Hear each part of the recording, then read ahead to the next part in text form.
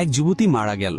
সবাই জানাজা আর দাফনের প্রস্তুতি নিচ্ছে। ঠিক তখনই তার স্বামী চিৎকার করে উঠল, না, আমি তাকে কবর দেব না, আমি তার সাথেই কবরে যাব।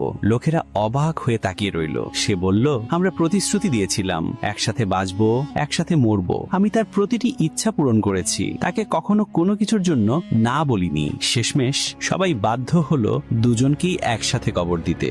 রাত গভীর হলো, স্বামী ক্লান্ত হয়ে ঘুমিয়ে পড়ল। ঠিক তখনই ফেরেশতারা এলেন। তারা স্ত্রীর আমলনামা খুলে বললেন, তুমি পর্দাহীন ছিলে, নামাজ পড়নি, রিল বানিয়ে মানুষকে গুনাহে উৎসাহ দিয়েছো, তোমার ঠিকানা হবে জাহান্নাম। তারপর ফেরেশতা বললেন, এর স্বামীকেও নিয়ে চলো। লোকটা ভয়ে কাঁপতে কাঁপতে বলল, আমি কেন? আমি তো কিছুই করিনি। ফেরেশতা গর্জে উঠলেন, তুমি কেন তাকে থামাওনি? কেন বলনি এটা হারাম? কেন তাকে কখনো নামাজে ডাকোনি?